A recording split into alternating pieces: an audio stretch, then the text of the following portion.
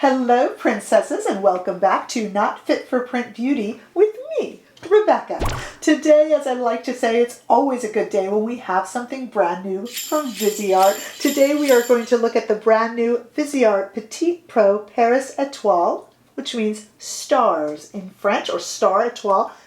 This is the final creation from the team at Viseart for the 2021 year. And you think to yourself, that's it? They're not making any more this year? You guys, it's nearly December, depending upon when you're watching this video.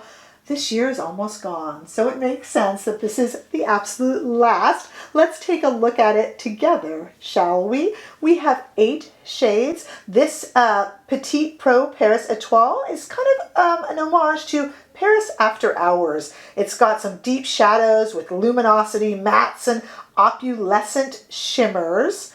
8 different shades. It is absolutely beautiful. This palette costs $30, but again, depending upon when you're watching this video, it's currently on sale at ViseartParis.com for $24, but you'll be able to get it anywhere between $24 and $30, depending upon when you purchase. So this is the Petit Pro, so the size of the pans are a little bit smaller and a little different than, say, Viseart just made quite a few, 4 actually, new of their Petit Fours, and here's the difference in size, just in case you're wondering. So we do have a size difference. These pans are a little bit bigger and a little bit more exchangeable than these guys are here in the Petit Pro.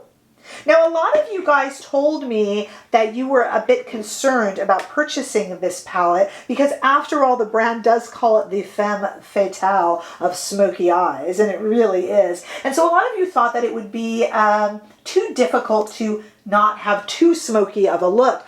I think, as you're getting a preview of it now from our demo, I think I was able to pull that off. You guys know that I do quick eye looks, and I think this is a quick one that is, yes, smoky, unavoidable, but we use a whole bunch of these shades, and I think I was able to pull off something that is infinitely wearable the party season, New Year's maybe, and even beyond. So we're going to take a look at, first of all, these hues in 2 different lights. Let's take a look at them in studio lighting first. Here are those kind of 8 blackberries and granite shades. There's inky hues and mattes and sparkles. So take a look at all those on my arm. First here in studio lighting, look at how beautiful. There's something for everyone there, really, from pinks and kind of beiges to purples and blues and grays. Just every smoky thing imaginable. And then let's step outside into the warm California sunshine and take a look at these beautiful shades on my arm in the sunlight in the same order there. Do enjoy that. They are so pretty when you can see them in natural lighting, and it makes such a difference, I think. All right, I am going to come back with nothing on my eyes, and I'm going to show you how I effortlessly achieved this look that you're looking at right now with this brand new Petit Pro Paris Etoile palette. So stay right there. Okay, so let's do something kind of my style and maybe your style if you are one of those who were thinking that this could be a little bit dark for you. I don't think so at all. I think we're going to make something really pretty. So let's use this second shade in, and we're just going to go in right now, and all I'm going to do is just kind of paint it over and kind of really set the little bit of concealer that I have on my eyes today. Okay. And then, boy, ooh, we can have some fun here. Let's go in with this shade here. And yeah, I'm just using the same really kind of fluffy blender brush. I'm going to tap off a little bit of the color there and just kind of go in. I really trust Viseart purples. I trust Viseart shades in general, but what do I mean by trusting a shade? There is a certain brand trust. I'm just going back and forth and in circles in the crease here. And I've just kind of laid down that almost purpley blue gray shade, which is so pretty. Tapping it off again, going back in. I don't know if the shade is purple or blue or gray. It's kind of smoky and it's just gorgeous. And I do trust their purples and I just know that they're not going to make a shade that is going to go on strangely or not spread or not, you know, I just trust them. I'm going to take this Sonia G brush and take this same smoky gray purple blue color. And I'm going to run it all the way under because after all, this is supposed to be the Femme Fatale of Smokey Eyes. So we do have to go a bit smoky with it. And so far, I am already in love. I really am.